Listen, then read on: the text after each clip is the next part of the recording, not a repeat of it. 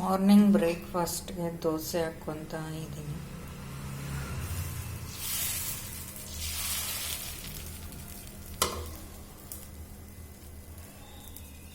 ಇವತ್ತು ಮಳೆ, ಬೆಳಗ್ಗೆ ಎಲ್ಲ ಮಳೆ ಬಿತ್ತು.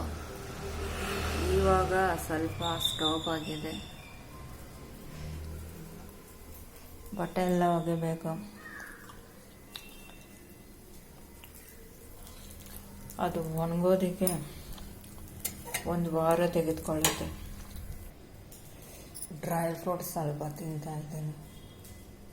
ಆ ದೋಸೆಯಲ್ಲಿ ಏನು ಇರೋದಿಲ್ಲ. ಇದು ನೆನೆಸಿದ್ದೆ, ತೊಳ್ಕೊಂಬಂದೆ.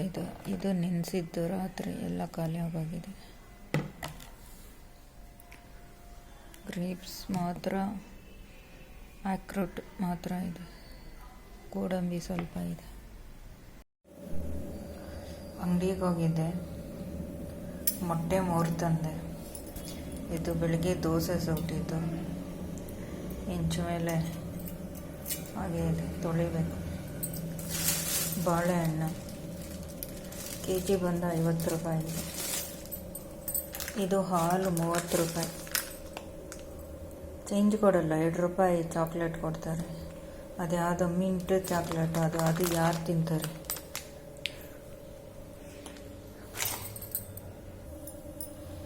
ಲೈಟ್ರ್ ಸಿಗ್ತಾ ಇಲ್ಲ. ಬೆಂಕಿ ಗಡ್ಡೆಯಲ್ಲಿ ಹಚ್ಚುತ್ತಾ ಇದ್ದೀನಿ.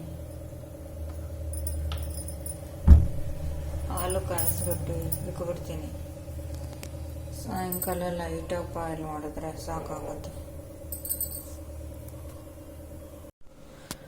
ಇದಕ್ಕೆ ಗ್ಯಾಸ್ ತುಂಬಿಸ್ಕೊಂಬರ್ಬೇಕು. ತುಂಬ ದಿವಸ ಆಗೋಗಿತ್ತು ಮೇಲೆ ಎತ್ತಿಕ್ಕಿ, ಈ ಥರ ಆಗಿಬಿಟ್ಟಿದೆ. ಸೊ ಗ್ಯಾಸ್ ತುಂಬಿಸ್ಕೊಂಬರ್ಬೇಕು. ಎಲ್ಲಿ ತುಂಬಿಸ್ಕೊಡ್ತಾರೋ ಗೊತ್ತಿಲ್ಲ. ಇದು ಯಾರೋ ಗಿಫ್ಟ್ ಕೊಟ್ಬಿಟ್ಟು ಹೋಗಿದ್ದು, ಮೇಲೆ ಎತ್ತಿಕ್ಬಿಟ್ಟಿದೆ. ಸೊ ಇವಾಗ ಬೇಕಿತ್ತು, ಎತ್ಕೊಂಡೆ. ಈ ಥರ ಆಗೋಗಿದೆ.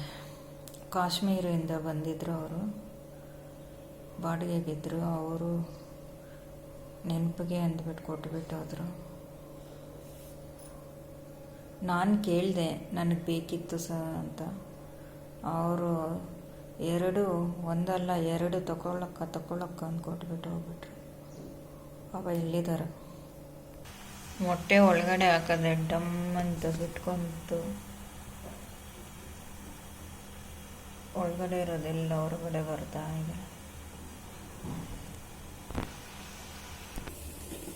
ಹಾಲು ಕುದಿ ಬರ್ತಾ ಇದೆ. ಈ ಥರ ಬಾಯ್ಲ್ ಆಗ್ತಾ ಇದೆ. ಬೇಳೆ ಸಾಂಬಾರು ಮಾಡೋಣ ಅಂತ ಬೇಳೆ ಎತ್ಕೊಂಡೆ. ತೊಳಿಬೇಕು ಬೇಳೆ. ಇದು ಮಾರ್ಕೆಟಲ್ಲಿ ತಂದಿದ್ದು. ತುಂಬ ಚೆನ್ನಾಗಿರುತ್ತೆ ಸಾಂಬಾರು ಟೇಸ್ಟ್. ನಾವು ಮಾಮೂಲಿ ಅಂಗಡಿಯಲ್ಲಿ ತೊಗೊಂಡು ಮಾಡ್ತೀವಿ ನೋಡಿ, ಅದಕ್ಕೂ ಈ ಮಾರ್ಕೆಟಲ್ಲಿ KR ಮಾರ್ಕೆಟಲ್ಲಿ ತರೋ ಬೇಳೆಗೂ ತುಂಬ ವ್ಯತ್ಯಾಸ ಇದೆ. ತುಂಬ ಚೆನ್ನಾಗಿರುತ್ತೆ ಇದು. ನಾವು ಇಲ್ಲಿ ತನಕ ನಮ್ಮ ಮನೆಗಳ ಹತ್ರ ಇರೋ ಅಂಗಡಿಗಳಲ್ಲೇ ತೊಗೊತಾ ಇದ್ದಿದ್ದು. ಒಂದು ಸತಿ ಮಾರ್ಕೆಟಿಂದ ತಂದು ಮಾಡಿದೆ, ತುಂಬ ಡಿಫ್ರೆನ್ಸ್ ಇತ್ತು. ಸೊ ಇವಾಗೆಲ್ಲ ನಾನು ಮಾರ್ಕೆಟಲ್ಲೇ ಬೇಳೆ ತರೋದು. ತುಂಬ ಚೆನ್ನಾಗಿರುತ್ತೆ. ಪ್ರೈಸ್ ಕೂಡ ಒಂದು 10 ರೂಪೀಸ್ 20 ರೂಪೀಸ್ ಕಮ್ಮಿ ಇರುತ್ತೆ ಇಲ್ಲಿಗೂ ಅಲ್ಲಿಗೂ. ಸೊ ಬೇಳೆ ತೊಳೆದು ನೀರು ಹಾಕಿ, ಹುಣಸೆಹಣ್ಣು ಹಾಕಿದ್ದೀನಿ, 2 ಟೊಮೊಟೊ ಹಾಕ್ತೀನಿ. ನಾನು ಆಗಲೂ ತೋರಿಸ್ತೀನಿ ಇದು ತೆಗಿತೀನಿ ಅಂತ. ಬಿಕಾಸ್ ನಮ್ಮ ಹೊಟ್ಟೆಯಲ್ಲಿ ಸ್ಟೋನ್ ಪ್ರಾಬ್ಲಮ್ ಬರೋದು ಇದಿದ್ರೇನಂತೆ. ಸೊ ಇದು ತೆಗೆದುಬಿಟ್ಟು ಮಾಡಬೇಕಂತೆ. ನೋಡಿ, ಇದು ತೆಗ್ದಿದ್ದೀನಿ. ನಿಜ ಇರಬಹುದು. ಏಕೆಂದರೆ ನಮ್ಮ ಯಜಮಾನ್ರಿಗೆ ನಾನು ಮದುವೆ ಆಗೋಕ್ಕೆ ಮುಂಚೆ ತುಂಬ ಸ್ಟೋನ್ ಪ್ರಾಬ್ಲಮ್ಸ್ ಇತ್ತು.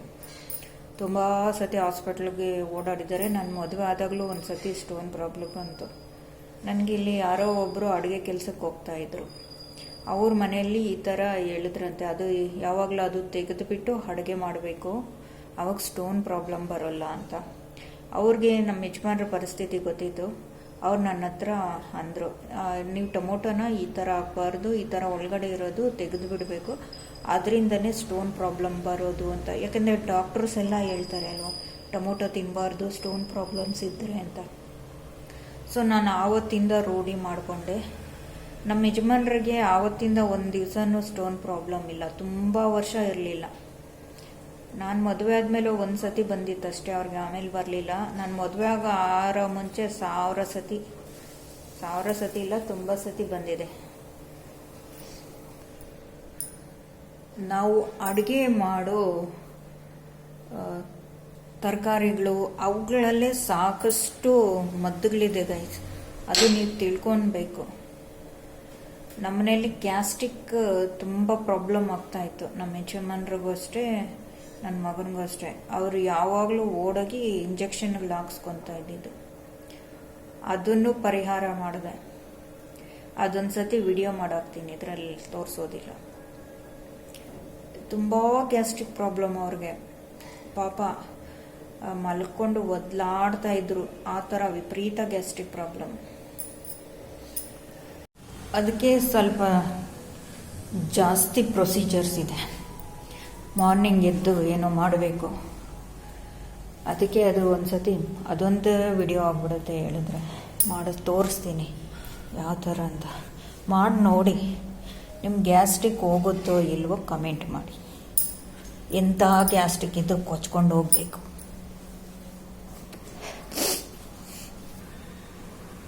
ಬೆಳಗ್ಗೆಯಿಂದ ಯೋಗ ಮಾಡಲಿಲ್ಲ, ಸ್ವಲ್ಪ ಯೋಗ ಮಾಡ್ತೀನಿ.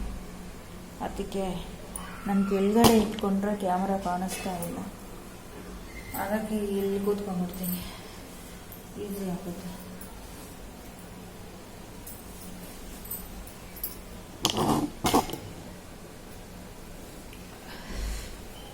ಅಡುಗೆ ಮಾಡ್ತಾ ಇದ್ದೀನಿ.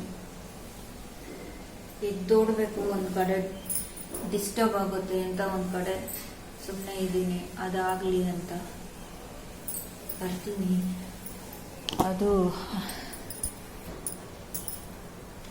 ಒಬ್ಬರು ಬಂದು ಇನ್ವಿಟೇಷನ್ ಕಾರ್ಡ್ ಕೊಟ್ಬಿಟ್ಟು ಹೋದ್ರು.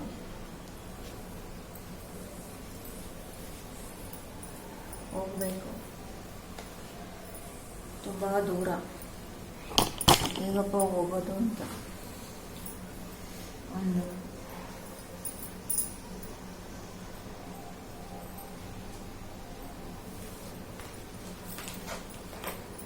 ಎಲ್ಲದಕ್ಕೂ ನಾನೇ ಹೋಗ್ಬೇಕು, ಇವಾಗ ಆ ಥರ ಪರಿಸ್ಥಿತಿ ಬಂದ್ಬಿಟ್ಟಿದೆ.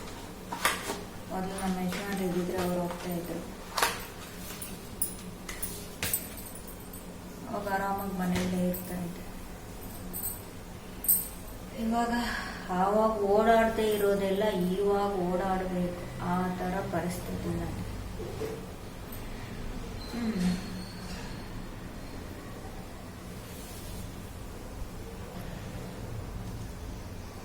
ಕೆಲವು ಜನ ಹಿಂಗಿರ್ತಾರೆ ಗೊತ್ತಾ ಗೈಸ್, ನಾವು ನೋಡ್ಕೊಂತೀವಿ, ನಾವೇ ನೋಡ್ಕೊಂತಾ ಇರೋದು, ನಾವೇ ನೋಡ್ಕೊಳ್ಳೋದು ಅಂತ ಹೇಳಿಬಿಟ್ಟು ಊಟ ಇಲ್ದಿರಂಗ್ ಮಾಡಿ ಸಾಯಿಸ್ಬಿಡ್ತಾರೆ. ಇದು ನನ್ನ ಕಣ್ಣು ಮುಂದೆನೆ ನಡೆದಿರೋ ಘಟನೆಗಳು.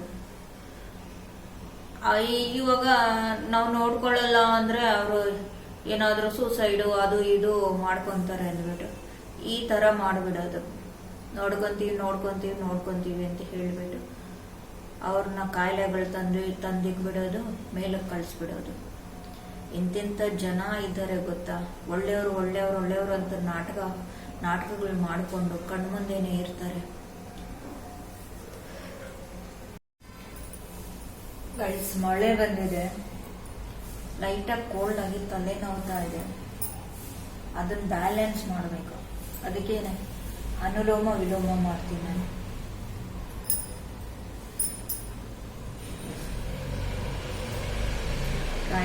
ರೈಟ್ ನೋಸ್ ಮುಚ್ಕೊಳ್ಳಿ, ಚಿನ್ನೋದ್ರೆ ಈ ಥರ ಇಟ್ಕೊಳ್ಳಿ. ಇದು ಲೆಫ್ಟ್ ಕಡೆ ಬ್ರೀತ್ ಇನ್ ಬ್ರೀತ್ ಔಟ್ ಒಂದು 20 ಟೈಮ್ಸ್ ಮಾಡಿ, ಆಮೇಲೆ ರೈಟ್ ಕಡೆ ಮಾಡಿ. ನೀವು ಮಾಡಿ ನೋಡಿ, ಈ ಕಡೆ ಕೋಲ್ಡ್ ಬರುತ್ತೆ, ಈ ಕಡೆ ಮಾಡಿದಾಗ ಬಾಡಿಯಲ್ಲಿ ಇರೋ ಹೀಟು ಬರುತ್ತೆ, ನಮ್ಮ ಕೈಗೆ ಫೀಲ್ ಆಗುತ್ತೆ, ಬಿಸಿ ತಾಗುತ್ತೆ. ಈ ಕಡೆ ತಣ್ಣಗೆ ತಾಗುತ್ತೆ. ನಮ್ಮ ಬಾಡಿಯಲ್ಲೇ ಎಲ್ಲ ಎನರ್ಜೀಸ್ ಇರುತ್ತೆ ಗೈಸ್.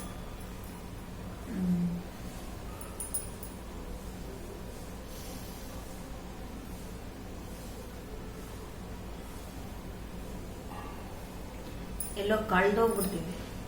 ಆಮೇಲೆ ಮಾಡಿ ಆನ್ ಮಾಡ್ತೀನಿ. ಈಟ್ ಜಾಸ್ತಿ ಆಗಿದ್ರೆ ಈ ಕಡೆ ಮಾಡಿ.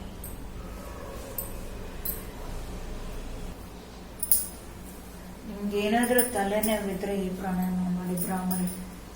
ಈಗ ಕೋಲ್ಡ್ ಅಲ್ವಾ, ತುಂಬ ಮಳೆ ಬೀಳ್ತಾ ಇದೆ,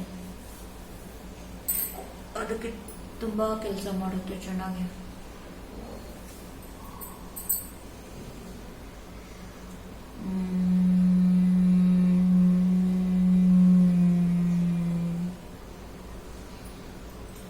ಈ ಥರ ಮಾಡಬೇಕು.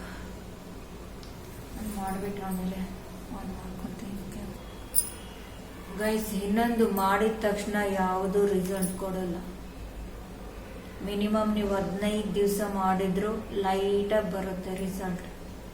6 ಮಂತ್ಸ್ ಆದರೂ ಮಾಡಬೇಕು ನೀವು. ಯಾವ ಕೆಲಸನಾದರೂ ಅಷ್ಟೆ, ನೀವು 6 ಮಂತ್ಸ್ ಮಿನಿಮಮ್ ಮಾಡಲೇಬೇಕಾಗುತ್ತೆ. ಆವಾಗ ರಿಸಲ್ಟ್ ಗೊತ್ತಾಗುತ್ತೆ, ಚೆನ್ನಾಗಿ ಗೊತ್ತಾಗುತ್ತೆ. 15 ಡೇಸ್ ಆದರೆ ಲೈಟಾಗಿ ನಮಗೆ ಗೊತ್ತಾಗ್ತಾ ಹೋಗುತ್ತೆ.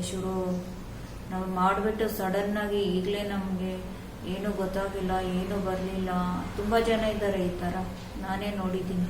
ಮಾಡಿದ ತಕ್ಷಣ ಅವ್ರಿಗೆ ಕ್ಲಿಯರ್ ಆಗಿಬಿಡ್ಬೇಕು, ಚೆನ್ನಾಗಾಗ್ಬಿಡ್ಬೇಕು, ಇಲ್ಲಾಂದರೆ ಅದನ್ನೇ ಬಿಟ್ಬಿಡ್ತಾರೆ.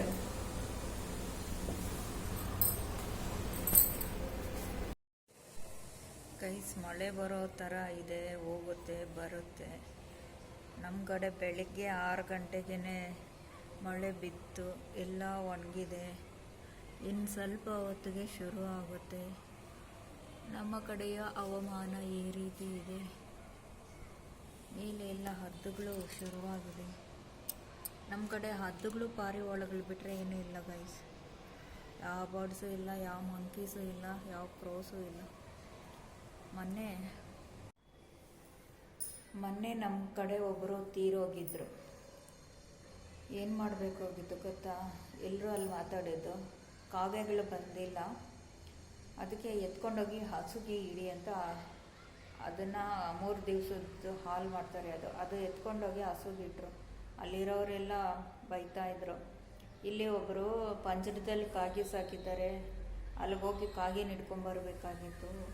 1000 ರೂಪಾಯಿ ಒಂದು ಸತಿ ಕರ್ಕೊಂಡು ಬಂದರೆ ಅದು ಬಂದು ತಿಂದುಬಿಟ್ಟು ಹಂಗೆ ಹೋಗಿ ಪಂಜರದಲ್ಲಿ ಸೇರ್ಕೊಂಡ್ಬಿಡುತ್ತೆ ಅಂದರು.